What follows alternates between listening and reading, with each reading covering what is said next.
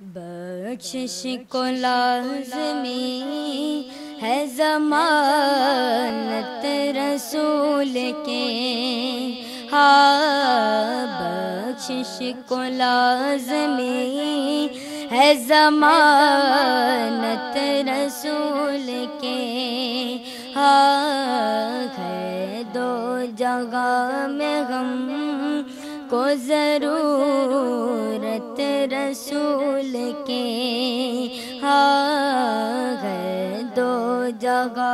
الحمدللہ نحمده ونستعینه ونستغفره ونؤمن به ونتوکل علیہ۔ اعوذ باللہ من الشیطان الرجیم، بسم اللہ الرحمن الرحیم۔ قال اللہ تبارک وتعالی فی الکلام المجید فرقان الحمید، لا يستوی اصحاب النار واصحاب الجنہ، صدق اللہ العظیم، صدق رسولہ الکریم، ونحن علی ذلک من الشاہدین والشاکرین، والحمد للہ رب العالمین۔ اما بعد، قال النبی صلی اللہ علیہ وسلم ما انا علیہ وصحبی۔ معزز اسلامک نشا اسلامک چینل کے ناظرین، سامعین اور زائرین، السلام علیکم ورحمۃ اللہ وبرکاتہ۔ آپ حضرات کو اس بات کا علم ہو جائے کہ آج کی اس تقریر کا عنوان ہے کہ مسلمانوں کی پستی کے زوال کے کیا اسباب ہیں۔ آج مسلمان قوم پستی کی طرف کیوں جا رہی ہے؟ لہذا دوستو، ارشاد باری تو ہے کہ لا یستوی اصحاب النار واصحاب الجنہ، جنت والے جہنم والے دو برابر ہو نہیں سکتے، دو مساوی نہیں ہو سکتے۔ جنت والے اور ہیں، جہنم والے اور ہیں۔ جنت والے کون ہیں؟ جو پیارے آقا صلی اللہ علیہ وسلم کی محبت میں ان کے اخلاق اور ان کے تعلیمات اور ان کے کردار کو اپنانے والے کامیاب ہیں، جنتی ہیں۔ جو دین مصطفیٰ صلی اللہ علیہ وسلم سے دور ہیں، کردار سے نبی کے دور ہیں، اخلاق سے دور ہیں، تعلیمات سے دور ہیں، وہ جہنم کی طرف جا رہے ہیں، وہ پستی کی طرف جا رہے ہیں۔ تو لہذا دوستو بزرگوں، اللہ کا بڑا احسان ہے کہ اس نے ہمیں اللہ کے تعلق سے، معبود کے تعلق سے اور انسان کی کامیابی کے تعلق سے سمجھانے کے لیے اللہ نے پیارے نبی صلی اللہ علیہ وسلم کو دنیا میں بھیجا، تاکہ وہ مخلوق کو خالق کی طرف رجوع کرا دے اور اللہ کا جو پیغام ہے، کلام الہی ہے، اسے سمجھے اور معبود کی شناسائی کر لے کہ اس کی عبادت کرے۔ تو لہذا دوستو بزرگوں، 1400 سال سے اسلام ہے، 1400 سال سے یہی قرآن ہمارے لیے دستور حیات ہے، نظام حیات ہے۔ یہ قرآن ہر دور میں ہمیں کامیابی کی علامت دیتا ہے، کامیابی کا پیغام دیتا ہے۔ ہر دور میں انسانی زندگی کے تقاضوں کو یہ قرآن پاک پورا کرتا ہے۔ مگر دوستو، قرآن پاک کے ہوتے ہوئے، تعلیمات مصطفیٰ کے ہوتے ہوئے، پہلے کے لوگ کامیاب ہو گئے، فتح پا لیے، پوری دنیا میں اسلام کا سکہ بٹھا دیا، اور کیا بات ہے، آج قرآن بھی وہی ہے، حدیث بھی وہی ہے، مگر وجہ کیا ہے کہ آج ہم پستی کی طرف کیوں جا رہے ہیں؟ ہمارے زوال ہونے کی بنیادی وجہ کیا ہے؟ چلیے آجا دوستو بزرگوں، ماضی میں بھی ہماری قوم پستی کا شکار بھی ہے اور حال میں بھی پستی کا شکار ہو رہی ہے۔ ماضی میں کیسے پستی کا معاملہ ہوا؟ اب تاریخ دان سے بھی جانتے ہیں، 1857 عیسوی میں، 1857 عیسوی جو غدر کا دور ہے، تو اس سے پہلے 1857 سے پہلے جو بھی کسی مدرسے سے فارغ ہوتا، کسی ادارے سے فارغ ہوتا، تو انہیں کیا تھا؟ جج بھی تھا قوم کا اور حاکم بھی تھا قوم کا۔ تو تو قوم اس کو جج بھی مانتی تھی، اس کے فیصلے کو مانتی تھی اور اسے حاکم بھی مانتی تھی۔ یہ 1857 سے پہلے کی بات تھی، قوم اس کو مانتی تھی جج اور حاکم۔ 1857 کے بعد انقلاب آ گیا۔ آنے کے بعد جب باطل قوتیں مسلمانوں پر مسلط ہو گئے تو انہوں نے کیا سوچا کہ مسلمان ترقی پذیر نہ ہو جائے، ان کے لیے واحد علاج یہی ہے کہ ان کو اگر کمزور کرنا ہے تو انہوں نے کیا کیا، ڈیوائڈ کر دیا۔ کیا کیا؟ ملا اور ہے، مسٹر اور ہے۔ ملا مسٹر نہیں بن سکے گا، مسٹر ملا نہیں بن سکے گا۔ جو مدرسے سے فارغ ہوا ملا، وہ نماز روزے حج زکات طلاق خلا کے حد تک رہ جائے۔ مسٹر جو کسی کالج سے یونیورسٹی سے پڑھے گا انگریزی تعلیم، وہی کورٹ کا جج ہوگا، وہی منسٹر ہوگا، حاکم ہوگا۔ یہ فرق وہاں سے آ گیا۔ زوال میں مسلمانوں کی پستی کا ایک زندہ واقعہ ہے کہ 1857 سے پہلے مسلمان بلندی پر تھے، سب کچھ مسلمان کا چلتا تھا، قانون اسلام کا چلتا تھا، اور لوگ اسے جج بھی ماننے تیار تھے اور حاکم ماننے تیار تھے۔ 1857 کے بعد سے لوگوں نے الگ کر دیا، ملا کو الگ کر دیا، مولانا کو الگ کر دیا اور مسٹر کو الگ کر دیا کہ جو بھی مذہبی تعلیم حاصل کر کے کسی مدرسے سے نکل گیا تو بولے تو ملا ہے، خالی نماز روزے حد تک تو رہنا چاہیے، تو یہ دنیا معاملات میں، سیاست میں، حکومت میں تیرا دخل نہیں۔ وہاں سے ٹکڑے کیا گئے، بہت بڑا زوال ہوا ہمارے لیے، پستی کی طرف چلے گئے۔ یہ ماضی کا ہمارے لیے بڑا دکھ تھا، اور حال میں مسلمان پستی کی طرف جا رکھے گئے، زوال پذیر ہیں، سب کچھ رکھ کے یہ کیوں ہیں؟ تو اس کو بعض بزرگوں نے اور وقت کے دانشوروں نے یہ محسوس کیا کہ آج مسلمانوں کی پستی کا کیا سبب ہے۔ تو اس کے لیے انہوں نے 3 نکات بتائے ہیں۔ پہلا کیا؟ فکری، دوسرا عملی، تیسرا روحانی۔ پہلے کے مسلمانوں میں ان کی فکر دینی تھی، ان کی فکر مذہبی تھی، مگر آج کے دور کا نوجوان اس کی فکر دینی نہیں ہے، مذہبی نہیں ہے، اسلامی نہیں ہے۔ آج کے نوجوان کی فکر سائنس ہے اور سیاست ہے اور ٹیکنالوجی ہے، اس کی فکر میں یہ چیزیں گھس گئی ہیں، اس وجہ سے وہ مذہب سے بیزار ہوتا ہوا نظر آ رہا ہے، دور ہوتا نظر آ رہا ہے۔ یہ فکری تقاضا آج کے دور کا۔ دوسرا عملی تقاضا۔ عملی تقاضے سے مراد اس کے اندر کیا ہو رہا ہے کہ قول اور فعل، یعنی کہ قول کے تضاد میں فعل ہے۔ قول اپنی جگہ ہے مگر فعل اس کے تضاد میں ہو رہا ہے۔ اب جیسا کہ علماء ہو یا کہ مشائخ اپنے اپنے گھروں میں تو انداز میں رہتے ہیں، باہر نکلتے ہیں، بن ٹھنگے نکلتے ہیں، لوگ آتے دستبوسی کرتے ہیں، ہاتھ چومتے، سب کرتے ہیں۔ گھر کا ماحول، ان کا ماحول مذہبی نہیں، دینداری نہیں، صرف ان کا مقصد پیسہ، زیادہ سے زیادہ پیسہ حاصل کرنا ہے۔ اور علماء میں بھی تضاد، قول میں، فعل میں تضاد۔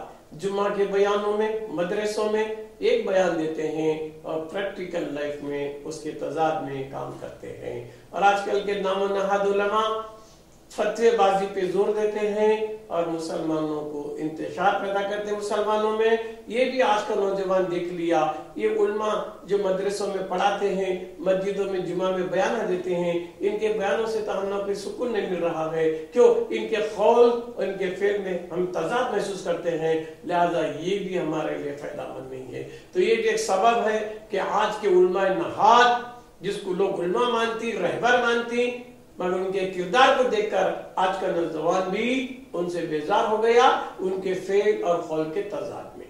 تیسرا، اب روحانی تسکین چاہ رہے تھے، نوجوان روحانی تسکین چاہ رہا تھا، تاکہ اس کی دل کو سکون ملے، قلب کو سکون ملے، دماغ کو سکون ملے، تو وہ دل اور دماغ کو، روح کو ذہنی طور پہ سکون پانے کے لیے وہ پہنچا خانقاہ۔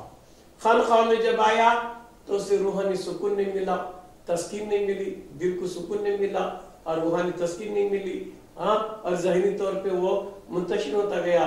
یہاں جو مقصد کے لیے آیا تھا تو خالی تعویذ پلیتا چھو اچھا نظر آیا، تو اس نے اپنی بے قراری بے چینی کو لے کر خانقاہ سے بھی دور ہو گیا، روحانیت سے بھی دور ہو گیا۔ لہذا 3 سبب ہیں آج کے دور کے پستی کے۔ پہلا تو فکر غیر اسلامی آ گئی، سائنسی سیاسی فکر آ گئی نوجوان کو، اور دوسرا کہ علماء نام و نہاد علماء میں قول و فعل کے تضاد میں آ کر ان سے بھی وہ دور ہو گیا، بیزار ہو گیا۔ اور روحانی تسکین کے لیے جب وہ خانقاہ کا رخ کیا تو وہاں بھی اس کو روحانی سکون نہیں ملا، تسکین نہیں ملا، سوائے عملیات تعویذ پلیتے کے۔ اس سے بھی بیزار ہو کر وہ کیا کریا، صرف نام کا مسلمان ہو گیا، اس کے اندر کردار رسول نہیں رہے، تعلیمات رسول کا سبب نہیں رہا، وہ مجبور ہو کر ادھر ادھر جماعت میں بھٹک رہا ہے، نماز سے بیزار، دین سے بیزار، مذہب سے بیزار، وہ آزادی چاہتا ہے، کیونکہ آج کا دور جدید دور ہے۔ وہ کیا چاہتا ہے کہ ہم ترقی کریں، یہ ملا، یہ پیر، یہ کیا کر سکتے ہیں؟ آج ہمیں طرف دنیا جدید طور پہ، ماڈرن طور پہ ٹیکنالوجی سائنسی ترقیات میں سائنسی ہے، تو ہم ادھر جائیں گے، ادھر نہیں جائیں گے، یہ چیز ہمارے کام کی نہیں ہے۔ جہاں بھی جا کو دیکھیں وہاں فرقہ جھگڑے پنچاراج نظر آ رہے، اس وجہ سے علماء سے بھی دور ہو گئے، مشائخ سے بھی دور ہو گئے، اور علمی جو نکات تھے، جو کردار مصطفیٰ تھے، دینی متا، اس سے بھی دور ہو گئے۔ یہ اسباب ہیں آج کے، جو آج کا نوجوان اسلام کو چھوڑ کے اپنے سکون کے لیے، ترقی کے لیے، انہیں دوسرے قوم کی تعلیمات کو اپنانے لگا۔ اس کے فکر میں اسلام نہیں رہا، اس کے فکر میں سیاست اور سائنس رہا، تاکہ اسے وہ ترقی کر سکے۔ مگر نہیں دوستو بزرگوں، یہ بہت افسوس کا مقام ہے کہ آج کے نوجوان کو نماز پڑھنے میں بولتا ہے کہ مجھے چین نہیں، وسوسے آتی، نماز پڑھا تو بے قراری، مسجد میں دل لگتا نہیں، تلاوت کرنے میں دل لگتا نہیں، حدیث پڑھنے میں دل لگتا نہیں، واضح سننے میں دل لگتا نہیں، دینی معاملات میں دل لگتا نہیں، دینی معاملات سے مجھے بیزار کی ہے، میں کیا پڑھا تو کیا بھی حاصل نہیں ہو رہا ہے، میں کتنے ذکرہ پڑھتا ہوں، کتنے قرآن کیا پڑھا تو جی مجھے چینش نہیں ہے۔ آج کے نوجوانوں کا ابھرتا ہوا سوال، جو مذہب سے بیزار، آزاد چاہتے ہیں، تو ان کے لیے لازم ہے میاں کہ وہی ذکر، وہی عبادت، وہی نماز، وہی ریاضت، وہی تلاوت قابل قبول ہوتی ہے، جس کے اندر لذت، جس کے اندر ذوق، شوق، اور ساتھ ساتھ اس کے اندر جو ہے نا کیفیت اچھے آگے آ جائیں، ہے نا، اچھے لذت ہے۔ اگر عبادت ریاضت میں ہونا ہے، لذت ملنا ہے، تو دوستو بزرگوں اس کے لیے ایک ہی راستہ ہے، اور کیا ہے کہ دل اللہ کی طرف راغب ہو جائے، دل خدائی کی طرف راغب ہو جائے، دل اللہ سے لو لگا لے، دل اللہ کی طرف راغب ہو گیا اور اللہ سے محبت کرنے لگا، تو دل اللہ کی طرف رکھ کے تو جو بھی عبادت کرے گا اس کے اندر لطف آئے گا، اس کے اندر دل لگے گا، ایک پارے کی جگہ 10 پارے پڑھے گا، ایک نفل کی جگہ 10 نفل پڑھے گا، اچھے اچھے کام کرے گا۔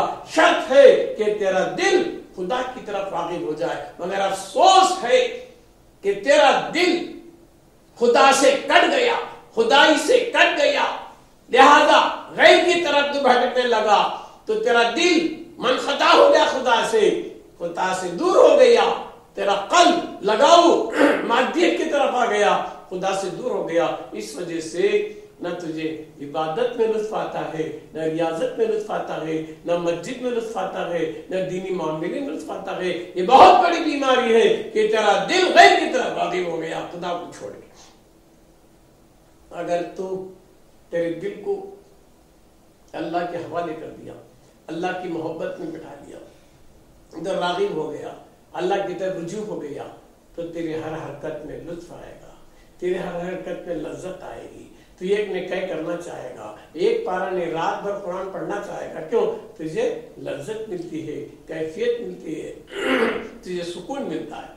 مگر تو دل کو اللہ سے کٹا کے دنیا کی طرف لگا کے تو کیا ذکر پڑھاتے بھی فائدہ نہیں، کیا عبادت کراتے بھی فائدہ نہیں، کیونکہ حضور کا فرمان ہے نماز اسی وقت ہوتی ہے جبکہ تیرا دل حاضر ہو، حضور قلب ہو، اللہ کی طرف نو لگائے ہو، اللہ سے کٹ گیا تو بیزار ہو گیا۔ تو آج کا نوجوان ان تین چیزوں کا شکار ہو گیا۔ فکر غیر آگے اسلامی نہیں رہی، عمل اسلامی نہیں رہا، غیروں کا عمل اختیار کر لیا، اور روحانی سکون کے لیے انہیں بجائے شرابن طہورا پینے کے آج شراب پینے لگا اور مادیت کی طرف بھاگنے لگا، اور تسکین نفس کے لیے وہ اوریانیت کا شکار ہو گیا، اوریانی کی طرف بھاگ رہا ہے، فاحش کی طرف بھاگ رہا ہے نا، ایسے ویسی چیزوں کی طرف بھاگ کر وہ سکون پانا چاہتا ہے، یہ ناممکن ہے۔ تو آج قصور ہم ماں باپوں کا ہے۔ اگر ہمارے بچے کو بولے نماز پڑھ، انکار کرے گا، میں نماز نہیں پڑھا ہوں، کیوں؟ مجھے کیا کہ فائدہ نہیں ہو رہا ہے، مجھے نماز میں دل نہیں لگ رہا ہے، نماز میں سکون نہیں آ رہا ہے، بس وسے آ رہی۔ تو کتنے ایسے نوجوان نماز سے دور، مذہب سے دور، علماء سے دور، مشائخ سے دور، بزرگوں سے دور، تعلیمات مصطفیٰ سے دور ہو گئے، زوال آ گیا۔ آج کی زوال کا بنیادی سبب یہ ہے کہ ہمارے اندر دینداری نہیں رہی، ہماری فکر میں دینداری نہیں رہی، اسلامی فکر نہیں رہی، ہمارا غور فکر کرنے کا طریقہ غیر اسلامی ہو گیا۔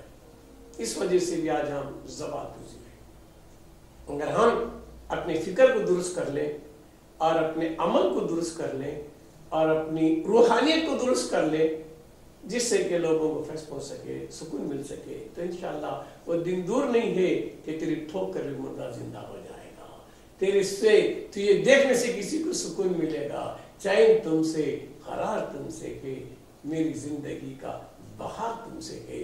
وہ کیسے تاج آئے گی کہ تو دل کو رجوع اللہ کر لے، اور دل کو رجوع اللہ سے کٹ گیا تو کیا عمل کراتے بھی فائدہ نہیں ہے۔ تو لہذا آج کے دور کا یہ بہت بڑا المیہ ہے، بڑی ٹریجڈی ہے کہ آج کا نوجوان مذہب سے دور بھاگ رہا ہے، مسجد سے دور بھاگ رہا ہے، ماں باپ کی قدر نہیں ہے، ماں باپ کا احسان نہیں مانتا ہے، اور ماں باپ کا ادب احترام بھی نہیں کرتا ہے، اور کردار مصطفیٰ کو اپنانے کو تیار نہیں ہے۔ زیادہ سے زیادہ یہ بولنے پہ مجبور ہو گیا کہ 1400 سال پہلے کی تعلیم جو قرآن تھی آج اس کی ہمیں ضرورت نہیں ہے۔ افسوس، صد افسوس، کیوں؟ وہ مذہب سے آزادی چاہتے ہیں، مذہب سے آزادی چاہتے ہیں، منمانی کرنا چاہتے ہیں، نفسانیت کا شکار بننا چاہتے ہیں۔ تو اس وجہ سے یہ بھی ایک زوال ہے ہمارے لیے، بڑی ٹریجڈی ہے کہ وہ قرآن سے دور ہوتے جا رہے ہیں، تعلیمات مصطفیٰ سے دور ہو جاتے ہیں، بڑوں کی بات کا انکار کرتے ہیں، اور بڑے بھی سمجھانا چاہے تو وہ سمجھنے کو تیار نہیں ہے۔ اگر کسی علماء سے ہمیں پوچھیں، نام و نہاد علماء سے، کیا ایسا دور آیا ہم لوگ اس کے باپ دادا پردادا خاندانی عالمہ تھے، مشائخاں تھے، مسجدیں بنائے، آباد کرے، سب کرے، کیا وجہ ہے آج جن کے اولاد مسجد سے دور، عبادت سے دور، نماز سے دور؟ اس کی وجہ کیا ہے؟ ماں باپ عالم تھے، عابد تھے، زاہد تھے، متقی و پرہیزگار تھے، آج ان کی نسل مذہب سے دور، بیزارگی، مسجد سے دور، عبادت و ریاضت سے دور، وجہ کیا؟ تو آج کا نام و نہاد مفتی یہ بولتا ہے یہ سب بھی قیامت کے اثرات ہیں، یہ قیامت کے اثرات ہیں، یہ قرب قیامت کی باتیں ہیں کہ ان کے ماں باپ نمازی، بیٹا نماز کا منکر، ماں باپ مذہبی مگر بیٹے مذہب سے دور، یہ قرب قیامت کے اثرات ہیں۔ تو میں نے ایک مولانا سے کہا صاحب اتنا بول کے تمہیں بچ نہیں سکتے، یہ قرب قیامت ہے، کوئی کاتی پیش کر لے نہیں بچ سکتے۔ قرب قیامت سے مراد قیامت سے کیا ہے کہ ہمارے نبی خاتم النبی قیامت تک کے لیے اور کوئی نبی نہیں آئے گا، اور کوئی قانون نہیں آئے گا، اور کوئی شریعت نہیں آئے گی، ایک ہمارا مصطفیٰ خاتم النبی اور قرآن خاتم الکتاب۔ تو دوستو ہم کو جو بھی کرنا ہوگا حضور کی تعلیم میں قرآن لے کے کرنا ہوگا، قرآن ہی سے قیامت کا بہانا، قیامت آنے کے ٹائم کو آئے گی بھائی، لفظ خالی قیامت کے اثرات ہے بول کے اگر چھوڑ دیے کہ ان کو درست کون کرنا، ان کو مذہب کی طرف کیسے کھینچ کے لائیں گے؟ جن کے باپ دادا مذہبی پر جیے گئے، آج ان کے اولاد مذہب سے بیزار ہے، پھر کس کا کام ہے کہ ان کو راہ پر لائے؟ اگر تم قیامت کا بہانا لے کے ان کو چھوڑ دیے، اور بھی عیش کریں گے، اور بھی لوگوں کو بگڑائیں گے، اور بھی نوجوانوں کو راستے سے ہٹائیں گے، پھر اس کی ذمہ دار کون؟ ماں باپ تو تھک گئے کہ بچے باتیں سنتے، میرا کون کرنا ان کو سدھارنا، کون ان کو لائن پہ لانا، کون ان کو مذہبی بیداری دلانا؟ یہ تو علماء اور مشائخ کا کام ہے۔ علماء اور مشائخ محنت کرے اور ان کی کیا پیاس ہے اسے بجھائے، انہیں کیا چاہتا ہے، روحانی سکون اسے نہیں مل رہا ہے، قلبی سکون نہیں مل رہا ہے، پہلے اس کے سوالات کو سننا۔ بول میاں تو مذہب سے بیزار کیوں ہے؟ انہیں جتنے بھی سوالات کریں گے اسے اجازت دینا، پوچھ تیرے کیا کیا سوالات ہیں، پوچھ، کھل کر اسے لگا لے کر اس کے سوالات سننا۔ اے نہیں کہ تو نماز نہیں پڑھتا، قرآن نہیں پڑھتا، تو عیش کرتا، فلاں کرتا، نہیں میں تو جو بھی ہوں آخر انسان، تو پہلے بول تو صحیح تیرے سوالات کیا ہے، تیری مذہب سے بیزاری کا سبب کیا ہے؟ ایک ایک بات سن کے اس کو عقلی دلائل سے ہو، کشفی دلائل سے ہو، قرآنی دلائل سے ہو، اسے قریب کرے۔ کیوں؟ قرآن کا چیلنج ہے، قرآن کا فرمان ہے کہ تم رب کے راستے پر لوگوں کو حکمت اور مواعظ حسنہ سے بلاؤ۔ تو قرآن کہہ رہا ہے کہ مواعظ حسنہ، اچھے واعظ، اچھی نصیحت، وہ بھی اس کے اندر حکمت ہے۔ اللہ کا قانون ہے کہ رب کے راستے پر بلانا ہے، بلانا تو ضرور ہے، تبلیغ کرنا ضروری ہے۔ کیوں؟ حجۃ الوداع کے موقع پر حضور نے کہا تھا کہ فلاں فلاں چیزوں پر چلو، دین مکمل ہو چکا ہے، یہ پیغام اوروں تک پہنچانا، اگر جو غائب ہے ان سے یہ کہنا کہ وہ بھی دین کا کام کرے، مخلوق کو خالق کی طرف رجوع کرائے۔ غیب سے مراد اس دور کے میں قیامت کے صبح تک جو بھی مسلمان ہے، اس کے اوپر واجب ہے کہ وہ دین کی اشاعت کرے، دین کے کام میں لگا رہے۔ یہاں تک ایک روایت ہے، اگر کوئی دن بھر میں ایک بار بھی قوم کے بارے میں اگر نہیں سوچا، حضور فرماتے ہیں ہماری سوسائٹی سے نہیں، ہماری جماعت سے نہیں۔ ارے قوم کے بارے میں سوچ، خود کھایا پیا کمائے سویا حیوان، قوم کے بارے میں سوچ، قوم کدھر جا رہی ہے اور ہمارے پر کیا ذمہ داری ہے کہ ہمارے پر دیندار بنے ہیں تو دین کا پیغام اوروں تک پہنچانا ہے۔ تو قرآن ہمارا حکمت سے اور مواعظ حسنہ سے رب کے راستے پہ بلاؤ، ظلم سے نہیں، غصے سے نہیں، تکبر سے نہیں، دھتکارنا نہیں، کسی بھی جماعت والا کیوں نہ ہو، پہلے اس کے سوالات کو سن لو، سن کر تسلی بخش جواب دو۔ یہ کام آج کے دور میں صرف علماء و مشائخ کا ہے کہ جو بھٹکی ہوئی نوجوان قوم کو اپنے قریب کرے، محبت سے قریب کرے، سینے سے لگائے اور ان کے سوالات کا ڈاؤٹ کلیئر کرے۔ اس کے لیے ضرورت ہے میرے دوست، حکمت پہلے اپنا لو، پہلے تم خود پوری طرح سے جان لو اسلام کا مشن کیا ہے، اسلام کا پیغام کیا ہے، اسلام کیوں آیا ہے، پہلے یہ جان لے کر یہ پیغام اوروں تک پہنچانا ہے۔ تو آج کا ایک بہت بڑا المیہ ہے کہ اگر کوئی لڑکا یورپ گیا، امریکہ گیا، انگلستان گیا، فارن گیا، یہاں کہ پکا مسلمان من کو تھا، وہاں جانے کے بعد وہاں کی تہذیب کو اپناتا ہے، وہاں کے کلچر کو اپناتا ہے، وہاں کے ماحول کو اپناتا ہے، اور دنیا کی باطل قوتیں جتنی بھی دنیا پر حکومت کر رہی، یہ سب کے سب اسلام کے دشمن ہیں۔ وہ یہ نہیں چاہتے ہیں کہ اسلام ترقی کرے، وہ یہ نہیں چاہتے ہیں کہ کوئی ادارہ، کوئی کام، کوئی سوسائٹی اسلام کی طرف بلانے کے لیے، تبلیغ کے لیے کام کر رہی ہے، وہ لوگوں کو برداشت نہیں ہے۔ تو کئی لوگوں نے، جسے آج دنیا سپر پاور کہتے، کئی لوگوں نے دین کے کام کرنے والوں کو قتل کرا دیا، سزائیں دی، اور وہ تحریک کو کھنڈن کر دیا کہ اسلام ابھرنے نہ پائے۔ تو لہذا آج کا دور دشمن کھڑے ہوئے ہیں، ہر طرح سے اسلام کو مٹانے کی فکر میں ہے۔ جو بھی نوجوان مسلمان لڑکا ان کو ملتا ہے تو اسے انہوں اوریانی کی طرف لاتے ہیں، شراب نوشی کا چسکا لگاتے ہیں اور مذہب سے آزادی کی باتیں کرتے ہیں۔ تو یہ آج چل رہا ہے۔ تو لہذا میرے دوستو، ہم پر یہ لازم ہے، یہ ضروری ہے، جتنا ہم نے دین کو سمجھا ہے وہ اوروں تک پہنچائے۔ کیسے؟ محبت سے، حکمت سے، مواعظ حسنہ سے۔ اگر ہم نہیں سمجھائیں گے تو ہماری قوم قرآن سے دور ہوتی جا رہی ہے، مذہبی تعلیم سے دور ہوتی جا رہی ہے، کردار اخلاق مصطفیٰ سے دور ہوتی جا رہی ہے۔ اس وجہ سے آج ہم زوال کی طرف جا رہے ہیں، زوال پذیر ہو رہے ہیں۔ اگر ہم نبی کی سنتوں کو اپنا لیا، تعلیمات مصطفیٰ کو اپنا لیا، دینی تعلیم کو اپنا لیا، حضور کے بتائے طور طریقے پر عمل ہم نے کر لیا، تو کوئی بڑی بات نہیں، سامنے والے کو ایک نظر سے اس کی تقدیر بدل سکتے ہیں۔ جو نے بھٹک کے نوجوان گیا کہ پھر سے اسے اپنے اصل مقصد کی طرف لا سکتے ہیں۔ ضرورت اس بات کی ہے کہ سامنے والے کے سوال کو سننا، تسلی بخش حکمت سے اسے جواب دینا۔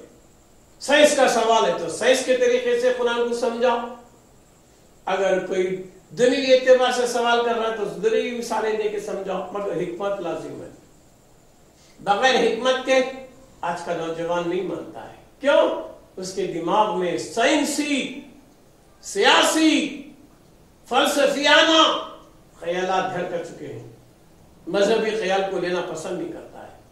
تو پہلے لازم ہے کہ ہم اسی کے وجود میں سائنس کو سمجھائیں، اسی کے وجود میں خدا کو سمجھائیں، اسی کے وجود میں اللہ کو دکھائیں، پھر وہ قوم توبہ کر کے واپس آئے گی۔ ان کو غذا نہیں ملی، وہ ماحول نہیں ملا، وہ استاد نہیں ملا، روح کی تسکین کا سبب نہیں ملا، تو ہمارا نوجوان پھٹک کے غوروں کی تلاش میں بھاگ رہا ہے، سکون کے لیے شراب کا سہارا لے رہا ہے، سکون کے لیے عریانیت کا، جذبات کا سہارا لے رہا ہے، نفس کا غلام بنتے جا رہا ہے۔ میرے بھائی، ہم ذمہ دار ہیں، وہ نوجوان ذمہ دار نہیں، ہم ذمہ دار کہ ہم نے ان پر کوئی کام نہیں کیا، ان پر تبلیغ نہیں کیا، ان کے سوالات کا جواب نہیں دیا۔ قرآن حدیث میں ہر چیز کا جواب ہے، قرآن فطری مذہب ہے، اسلام فطری مذہب ہے کہ انسان 1400 سال سے لے کے مرنے تک اس پر جو بھی گزرے گی اس کا جواب قرآن سے۔ قرآن دیتا ہے، دے رہا ہے اور دیتا رہے گا قیامت کی صبح تک۔ شرط ہے میرے بھائیوں، قرآن کو سمجھو، پڑھو، تفسیروں کو جانو، دیکھو قرآن کا پیغام کیا ہے، قرآن کا مشن کیا ہے، کہ قرآن کیا پیغام لایا ہے۔ اللہ جو دستور حیات بنا کر قرآن کو بھیجا ہے، مگر قرآن سے لوگ بیزار ہیں، مگر سمجھانا چاہیے کہ قرآن میں کیا نہیں ہے۔ قرآن میں سب کچھ ہے، فرق یہ ہے کہ ہم نے پڑھا نہیں، خالی ہم نے تلاوت کرنا سیکھا، ٹھیک اس کا ثواب، مگر اس کے اندر کی حکمت کیا ہے۔ وَأَنزَلَ الْكِتَابَ وَالْحِكْمَةَ، کہ اللہ تعالیٰ کتاب کو بھی نازل کیا، حکمت کو بھی نازل کیا، تو کتاب کو حکمت کی روشنی میں سمجھاؤ، تو جو بھٹکا ہوا نوجوان جو مذہب سے بیزار ہے وہ پھر سے واپس مذہبی رجحان لے کے آئے گا، قوم کا مجاہد بن کے آئے گا۔ آج دنیا ترس رہی ہے مجاہدوں کے لیے۔ آج کا دور، فلسطین کا حال دور حاضر کا کیا ہو رہا ہے، چن چن کے مسلمانوں کو ختم کیا جا رہا ہے، باطل قوتیں مسلمانوں پر حاوی ہونا چاہ رہے ہیں۔ وجہ یہ ہماری کمزوری ہے۔ ارے کاش کوئی ہمیں بھی عمر جیسا پیدا ہو جائے، جیسا فلسطین کو عمر فاروق نے حاصل کیا تھا، آج کے دور میں بھی ویسا عمر پیدا ہو جائے تو آج بھی فلسطین کو الگ آزاد کرا سکتا ہے۔ افسوس کہ ہم اپنی جان پر، جان سے ڈرنے والے، سائے سے ڈرنے والے، خود سے ڈرنے والے کیا حکومت کر سکتے ہیں۔ میرے بھائیوں، زوال تو ضرور ہو رہا ہے، ماضی کا بھی ہمارے سامنے ہے، حال کا بھی ہمارے سامنے ہے، پھر اس کے باوجود بھی ہمیں گھبرانے کی ضرورت نہیں ہے، ڈرنے کی ضرورت نہیں ہے۔ پہلے ہم پوری طرح قرآن کو سمجھیں، حدیث کو سمجھیں، تعلیمات مصطفیٰ کو سمجھیں، جیسا حضور کے دور میں کیسے کیسے لوگ تھے، حضور نے ان کو سمجھایا، پڑھایا، دکھایا، پریکٹیکل کر کے بتایا، تو جان لینے والے بھی جان دینے کو تیار ہو گئے۔ تو میرے دوستو، آج کی نوجوانوں کی اسلام میں آج پستی کا بنیادی معاملہ یہ تین باتیں ہیں۔ اس کی فکر کو درست کریں اور اس کے عمل کو درست کریں اور اس کو روحانی طور پہ مطمئن تسلی دے رہا۔ یہ تین چیزیں آ جائے تو کوئی بڑی بات نہیں ہے کہ انشاءاللہ پھر سے نوجوان ابھر سکتے ہیں، پھر سے دنیا میں انقلاب لا سکتے ہیں۔ फिर से इस्लाम की हक़ानियत का ऐलान कर सकते हैं, डंके की चोट से इस्लाम को अवाम तक पहुंचा सकते हैं। मगर अफसोस कि हम तलवार और बम की हमें ज़रूरत नहीं है।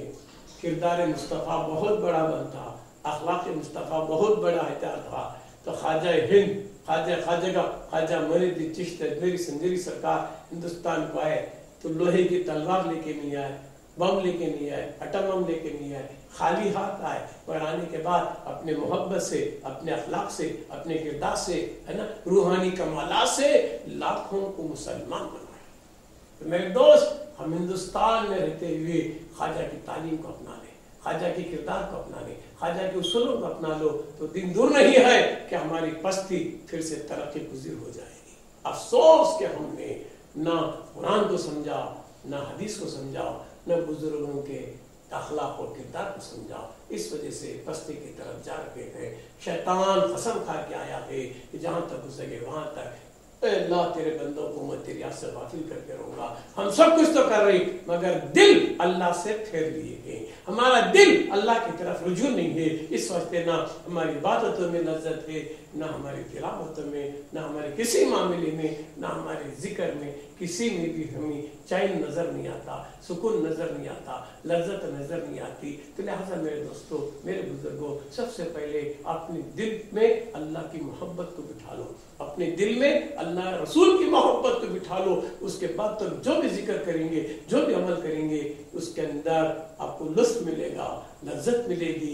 एक के बजाय 10 करने को तैयार हो जाएंगे। जब तुम्हारा दिल खुदा से पलट गया, खुदा से कट गया, मखलूक की तरफ आ गया, तो लिहाजा कोई अमल तुम्हारा लज्जत गुज़ीर नहीं होगा, कोई अमल तुम्हारा सुकून नहीं दिला सकेगा, चैन और खराब नहीं दिला सकेगा। तो लिहाजा इसका वाहिद इलाज ये की है वो क्या है कि अपने दिल में अल्लाह की मोहब्बत, रसूल की मोहब्बत, अखलाक मुस्तफ़ा को अपना ले और दिल को रुजू इल्लल्लाह रखे, तो इंशाअल्लाह दिन दूर नहीं हमारी हर हरकत कामयाब हो जाएगी, हमारा हर जिक्र काबिल कबूल हो जाएगा, हमारा हर बयान, हमारी हर नसीहत, हमारा हर वाज लोगों के लिए असर गुज़ीर हो जाएगा। मगर हमारा दिल नफ्स परस्ती की तरफ, नफ्सानियत की तरफ, जर परस्ती की तरफ अगर भाग रहा है, दिल में जर है, तो जुबान पर जिक्र है तो कामयाब नहीं है। मेरे भाई, सबसे पहले दिल को पाक कर ले, तज़किये नफ्स कर ले, तस्फिये क़ल्ब कर ले। दिल को पाक करके दिल का मैलान खुदा की तरफ करा ले, दिल को रुजू खुदा की तरफ करा दे, दिल का रब खुदा की तरफ हो जाए। अल्लाह से जितना दिल करीब होगा, जितना अल्लाह की तरफ राग़िब होगा, इंशाअल्लाह ताला हमारी हर चीज कामयाब हो जाएगी, दुआ भी कबूल होगी और हमारी इबादत भी कबूल होगी। क्यों? दिल मुतमईन बनाकर दिल के साथ दुआ करेंगे तो अल्लाह से हम कलाम हो जाएगी, अल्लाह जरूर दुआ को कबूल करेगा। मगर जुबान पर अल्लाह से दुआ कर रहा है, दिल कहीं और भाग रहा है, दिल गैरुल्लाह की तरफ लगा हुआ है, जुबान पर अल्लाह, दिल में गैरुल्लाह, वो दुआ कबूल नहीं होगी, वो जिक्र कबूल नहीं होगा। इस वास्ते दोस्तों बुजुर्गों, तो ये 3 बुनियादी बातों को बुजुर्गों ने समझाया है, दानिश्वरों ने समझाया है कि फिक्र को बदल दिया जाए, अमल को बदल दिया जाए और रूहानी तस्कीन के लिए असबाब पैदा किए जाए। ये 3 चीजें दुरुस्त हो गई तो इंशाअल्लाह फिर से हमारी फिक्र इस्लामी बन जाएगी, फिर से हमारे अमल खौल के तजाद में नहीं होगा, जो खौल होगा वही हमारा फेल होगा इंशाअल्लाह ताला। और वो भी रूहानी सुकून के लिए ऐसे खानखाएं मौजूद है, ऐसे बुजुर्गा भी मौजूद है, उनसे रुजू हो गए इंशाअल्लाह रूहानी तस्कीन का सबब भी बनेगा। तो लिहाजा ला यस्तवी अस्हाबुन नारी व अस्हाबुल जन्नह, यानी जन्नत वाले जहन्नम वाले दो बराबर नहीं हो सकते। जो रुजू इल्लल्लाह हो गया जन्नती हो गया, जो अल्लाह से कट गया जहन्नमी हो गया। तो जो भी मामला, तो चक्कर को देख के तेरा दिल किधर लगा हुआ, क्या रुजू इल्लल्लाह है कि रुजू मखलूक है? तो लिहाजा दोस्तों इस बात की जरूरत है। अल्लामा इकबाल ने जिंदगी पर तहरीर पैगाम देता रहा, यही पैगाम देता रहा कि रुजू इल्लल्लाह हो जाओ, कौम बेदार हो जाए, इलाह के वारिस बाकी नहीं तुझमें, गुफ्तार दिल बराना, किरदार खायराना, क्यों खो गया है तुझमें जज्बे कलंदारा, अल्लामा इकबाल कहते हैं। है ना दोस्तों बुजुर्गों, तो लिहाजा आज जरूरत है कि हम अच्छे महफिलों में बैठे और नौजवानों को अपने करीब करें اور اچھے واسطے اور اچھی حکمت سے ان کو قریب کریں گے تو انشاءاللہ تعالی ہمارا زوال جو آج کے دور میں نظر آ رہا ہے انشاءاللہ بلندی کی طرف جائے گا، پستی سے نکل کر ہم ترقی طرف جائیں گے۔ مجھے امید ہے کہ آج ہر عالم، ہر صوفی، ہر بزرگ ذمہ دار ہے آج کے دور میں کہ وہ نوجوانوں کو اپنے قریب کریں، قریب کر کے ان کو سینے سے لگا کے ان کے سوالات کا جواب دیں، تسلی بخش جواب دیں۔ دلوں کو پھیرنے والا اللہ ہے، ہمیں ان کو دور کرنے کی وجہ سے آج کا نوجوان مذہب سے دور ہوتا ہوا نظر آ رہا ہے۔ بس باقی دعوانا الحمدللہ رب العالمین۔ السلام علیکم محبت رسول کی، ہاں پگلے بساؤ دل میں محبت رسول کی، پھر دیکھو دل کی آنکھ سے صورت رسول کی، ہاں پھر دیکھو دل کی آنکھ